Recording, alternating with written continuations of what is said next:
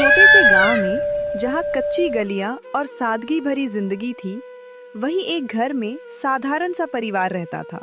बुजुर्ग माता पिता और उनका जवान बेटा विक्रम, जो अक्सर आलस में डूबा रहता था। और उन्हीं के बीच घर की हर जिम्मेदारी चुपचाप निभाने वाली बहू राधा रहती थी। हर दिन की तरह एक सुबह राधा रसोई में काम कर रही थी। तभी रसोई में उसकी सास शांति देवी आती है। राधा बेटी, तू सुबह से रसोई में लगी हुई है, जरा सा तो आराम कर ले। मेरी तो उम्र हो चली है, पर तुझे देखकर चिंता होने लगती है। नहीं माँ जी, काम से मुझे थकान नहीं होती। घर का काम है तो करना ही है। आप बैठिए, मैं अभी आपके लिए चाय बनाती हूँ और पिताजी को भी बाहर दे आती हूँ। तू सच में बहुत अच्छी है बेटी। ऐसी बहू हर किसी के नसीब में नहीं होती। पता नहीं हमारे भाग्य कब और कैसे खुल गए जो तू इस घर में आई। माँ जी, इसमें भाग्य की क्या बात है। ये मेरा ही घर है और आप सब मेरे अपने हैं। अपनों के लिए किया गया काम कभी बोझ नहीं लगता। राधा की बातों में अपनापन था और उसके हाथों में पूरे घर की जिम्मेदारी। एक ओर रसोई में प्यार और समझदारी की खुशबू थी, तो दूसरी ओर उसी घर के एक कमरे में जिम्मेदारियों से बेखबर विक्रम अब भी गहरी नींद में सो रहा था।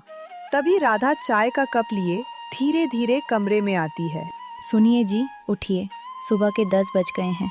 माँ जी नाश्ता लगा रही हैं और पिताजी भी इंतजार कर रहे हैं। अब देर मत कीजिए। राधा, थोड़ा और सोने दो। रात काफी देर तक जागा था, नींद पूरी नहीं हुई। रात को क्या कर रहे थे? मोबाइल में गेम खेलते रहे ना, और अब फिर थकावट का बहाना। हाँ तो थोड़ा मन बहलाना भी तो जरूरी है। रोज रोज काम और काम, थोड़ा आराम भी चाहिए। लेकिन काम तो आप कोई करते नहीं हो। घर तो पिताजी की पेंशन से ही चलता है। अब थोड़ी मेहनत कर लीजिए, घर की जिम्मेदारियों में हाथ बटाइए।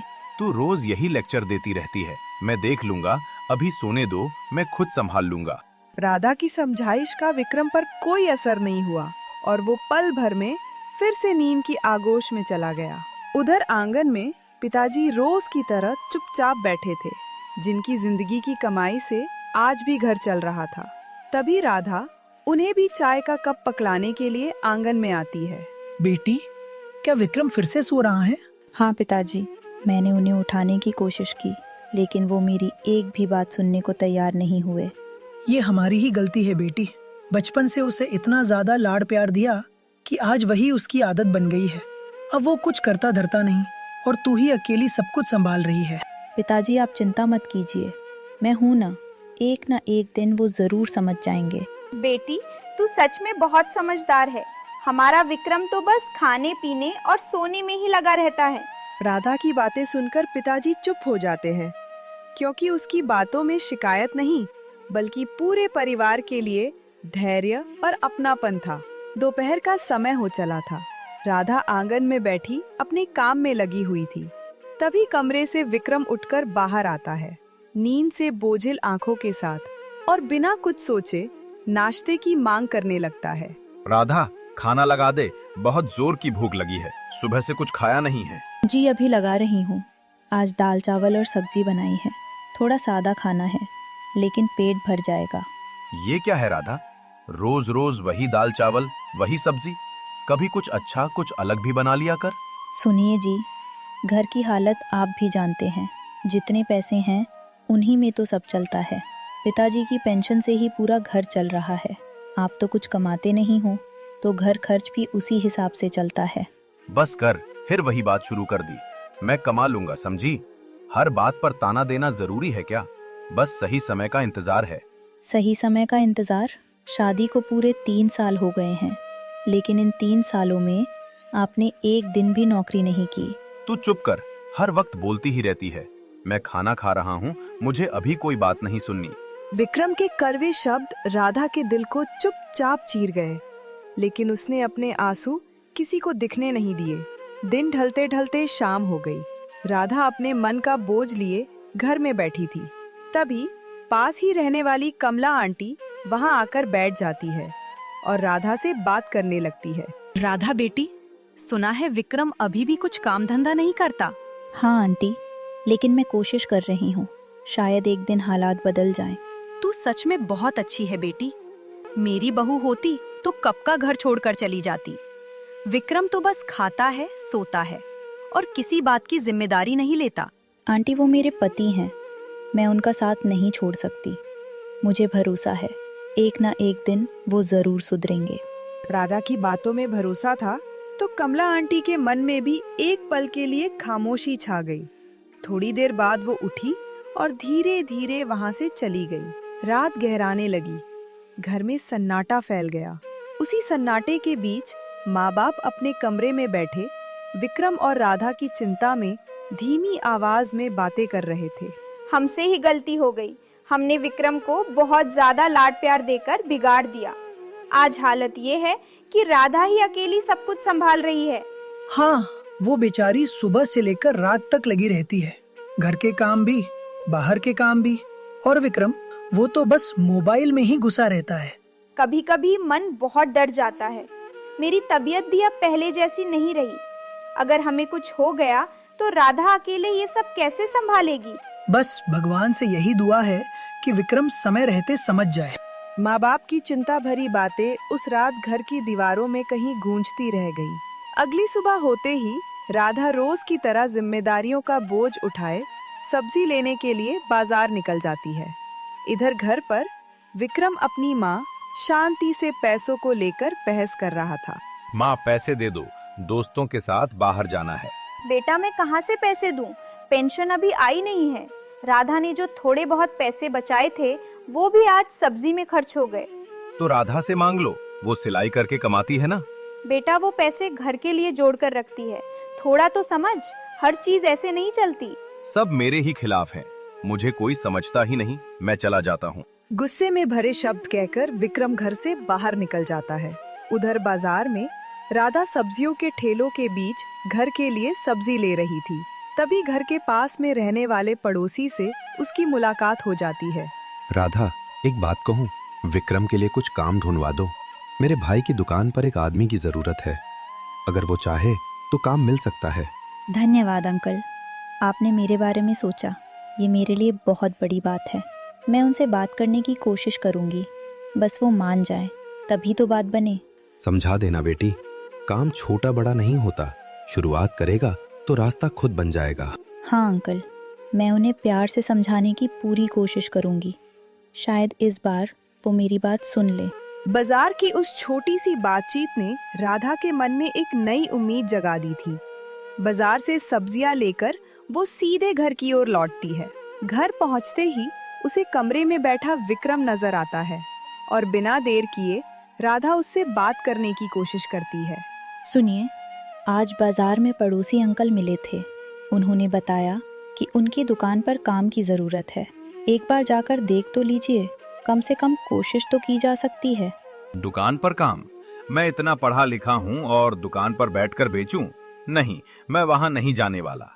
आप पढ़े लिखे हैं, इसमें कोई शक नहीं, लेकिन कुछ किए बिना घर कैसे चलेगा, ये भी तो सोचना पड़ेगा। तू सिलाई कर ले, माँ बाप की पेंशन है ही। मैं बाद में कुछ बड़ा बिजनेस करूंगा। बड़ा बिजनेस करने के सपने तो अच्छे होते हैं, लेकिन सपनों के साथ मेहनत भी उतनी ही जरूरी होती है। कुछ दिन इसी बहस और कोशिशों के बीच बीत जाते हैं। घर का माहौल तनाव और उम्मीद दोनों से भरा रहता है। लेकिन एक दिन अचानक माँ शांति देवी की तबीयत बिगड़ जाती है। रात के समय पूरा परिवार उनके बिस्तर के पास खड़ा था, चिंता और डर के साथ उनकी हालत देख रहा था।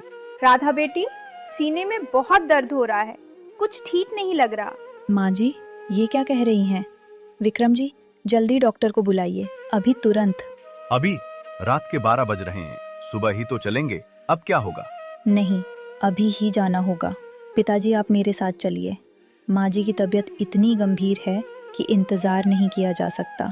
राधा बिना एक पल गवाए पिताजी के साथ मिलकर माँ को पास के अस्पताल ले जाती है। वहाँ डॉक्टर ने तुरंत उनकी जांच शुरू की और परिवार की आंखों के सामने उनकी हालत का आकलन करते हुए कहा, हल्का अटैक आया है, कुछ दिन पूरा आराम दीजिए, दवा नियमित दे और किसी भी असुविधा पर तुरंत मुझे सूचित करें। डॉक्टर साहब, इलाज का खर्च कितना आएगा? लगभग 5,000 रुपए लगेंगे, दवाइयाँ और जांच सहित। मेरे पास अभी 3,000 हैं, बाकी की राशि मैं कल दे दूंगी। कृपया अभी आप दवा शुरू कर दीजिए। माँ जी की तबीयत ठीक होनी चाहिए। इलाज और दवाइयाँ सुनिश्चित करने के बाद राधा अपने पिताजी के साथ मिलकर माँ शांति को लेकर घर लौट आती है। अगली सुबह माँ बिस्तर पर आराम कर रही थी और पूरा परिवार चिंता और देखभाल के साथ उनके पास खड़ा उनकी हालत पर नजर रख रहा था। राधा बेटी, तू फिर बाकी के पैसे कहाँ से लाई? इतनी जल्दी कैसे जुटा लिए?